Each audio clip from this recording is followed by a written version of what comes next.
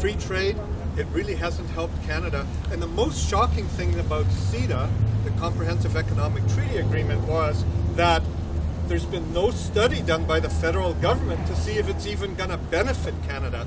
What we're saying is, why not have a sector-by-sector analysis to see if it's actually going to benefit Canadians? The other free trade bills haven't benefited us. They've lost jobs. We sell our raw resources. There's been no work done on them. And then we import stuff like Mercedes-Benz and expensive electronic equipment that has a lot of value added. So that's not really a balanced trade. We're shipping, raw bitumen, raw timber, and so forth. It gets processed, and all the jobs are done offshore, and then we buy them back and pay a lot more. So why not ensure that Canadians have those kinds of jobs? Under NAFTA, fishermen who catch salmon have to quick freeze them, send them for processing to the United States, and then bring them back here. Doesn't make sense. We can't. Our fishermen can't even cut the heads off those fish, the salmon. They just ship them out, and we ship them back and buy them processed, and the work has been done in other countries. And our fishermen on both coasts have lost jobs in fishing plants and so forth. So this kind of work that our government is doing is really going against Canada, and governments are there to actually have a balance between corporate greed and what the public need. And our governments have actually turned their backs on Canadians, and they're working with those people in the towers with the influence. And so those are the kinds of issues that we're dealing with. So what I'd like to do is just kind of conclude. The Council of Canadians had a letter that they sent to different people, and there was a couple of really relevant sentences that I just pulled out because I wanted to share those with you.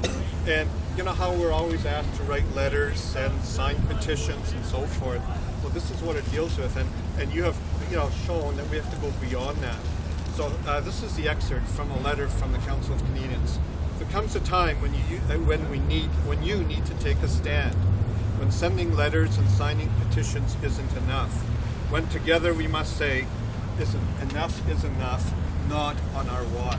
And this is where we're at now. We're beyond petitions, we're beyond letters, we're beyond talking to these people. We have to actually confront them. You've probably heard of Chris Hedges. If you haven't, check him out on YouTube. He's amazing.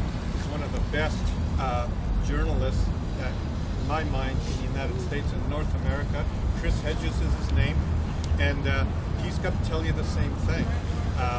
He was actually talking the other day, and he was saying how John Wolfensohn, a Canadian writer, was saying that what we've gone through is a coup d'etat in slow motion, and that's what happened.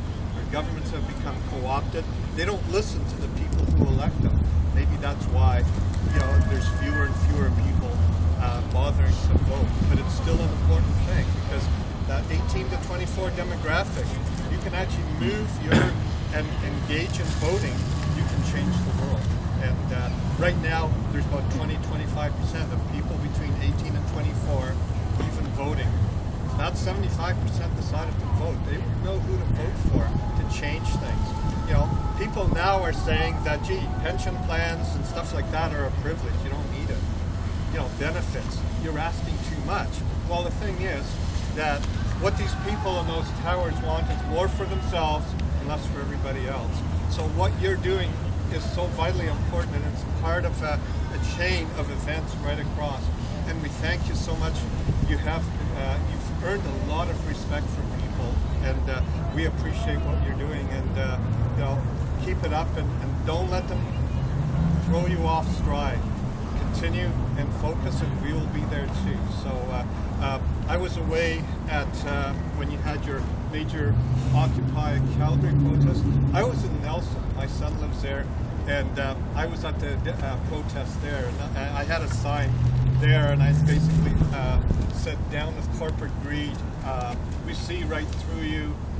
Rest in peace." And I put it on acetate because I wanted to kind of get that point across. And in a town of 12,000 people, 700 people, that's over 5% of that population showed up. And they've got tents in front of their city hall. They're a small town in the Kootenays, but they're plugged right in, and they're looking and watching what Calgary's doing, what Vancouver is doing. So good on you. You're an inspiration to a lot of us. We thank you for it. Thanks so much. I do have information, so please come and get it. I'll just leave some at the table as well. Yeah.